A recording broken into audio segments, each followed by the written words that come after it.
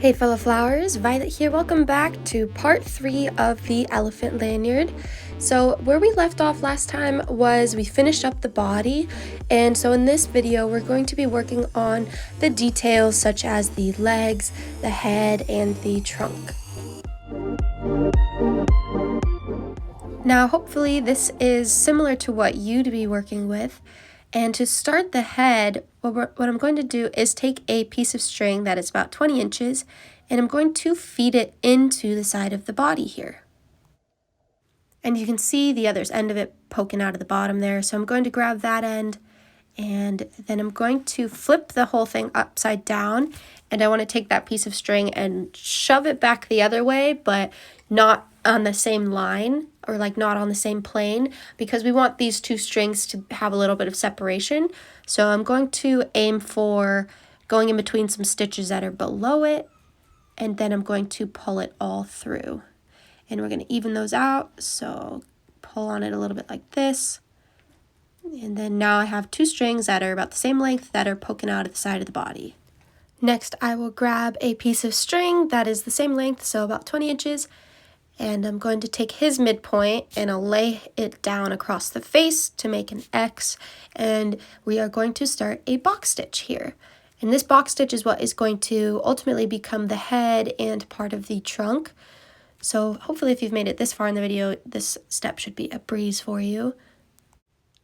Then we will pull that all tight, and the next step is going to be to start another box stitch, but we're not going to pull it completely tight because we want to insert some strings onto the side of it, so that way we can start creating the ears for this. So starting this, and you'll notice I'm not going to pull this all the way tight. I'm going to leave it just like that. Now let's grab some other pieces of string here. We can aim for about like 12 inches because these don't need to be very long. You just want enough string that you can kind of work with it. So in this step, I'm just taking those two pieces of gimp and I'm going to insert them through the circle stitch, but I'm not really going to do anything with them just yet. I'm just going to feed them in there so that way I can have them there for later. So trying to go across the body or across the stitch in such a way that I know that they will stay, but that I'll also have access to them. So I'll pull this tight just so I can hold those two pieces of string in there. You can kind of see them there.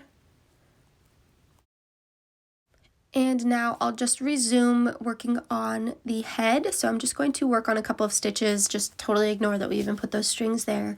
And if you want to do box or you want to do circle, I'm going to be doing circle stitch for this. But yeah, we're just going to work on some stitches for now. For this, I did a total of 4 circle stitches. So here is a cut to after doing those 4. And I'm ready for the next step. There are a couple of ways you can go about this.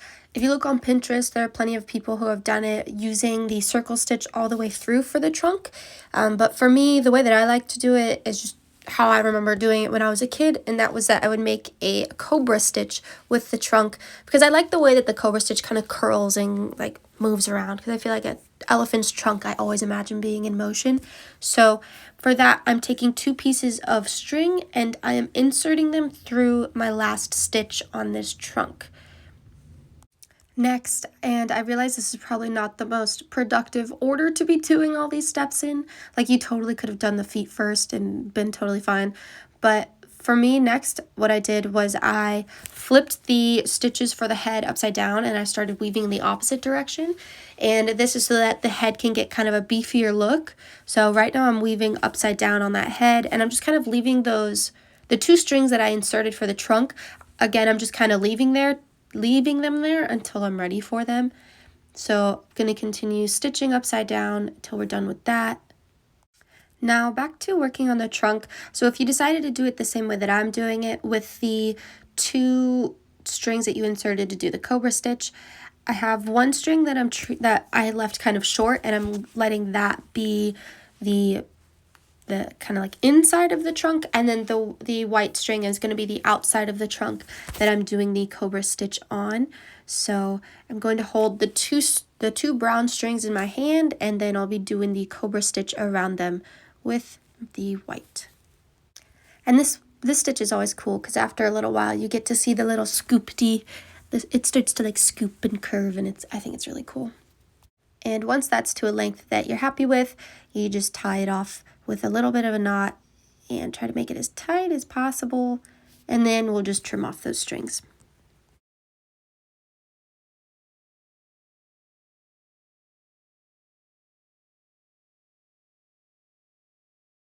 Ta-da! Okay, and then after this, I was starting to get annoyed by all of the extra strings hanging around, so I moved to working on the feet. But again, if I were doing this video over, I would start with the feet and then I would do the head. But I think I just wanted to make sure that whoever wanted to just know how to do the head could see the head, because that's the most complicated part. And the feet are pretty self-explanatory, because all we're doing is using those. Remember how we had the 4 stitches in place? Well, the idea now is to just do the circle stitch with those. Instead of intertwining them, we're just doing a straight circle stitch to finish them off. And I usually like to do about 4 to 5 circle stitches if I'm doing like a turtle, but since I'm doing an elephant leg, I think I went for closer to 10. And again, it all depends on how tall you want your elephant or what you want the elephant to look like. But again, we're just doing circle stitches for the legs. Pretty simple. Now let's trim up these strings to get them out of our way. And everyone say hi to 11. Okay, and here's what it looks like once you've got those legs taken care of. So yeah, probably do those first. Now I'm going to jump back in time here, and I'm going to work on the upside down stitches that I was doing for the head, and then we're going to get into the ears. Now for the ears, remember that we added 2 strings before, and so now we need to come back to those 2 strings. So if I look at just one side of the elephant's head, I will have the 2 strings that I had added, and then I'll also have 2 strings that were from me doing that upside down stitch. And so those are what we're going to be using to make a box stitch right now. So making 2 loops with the strings that were added, and then using the head strings, I'm going to weave those over and under to make a box stitch.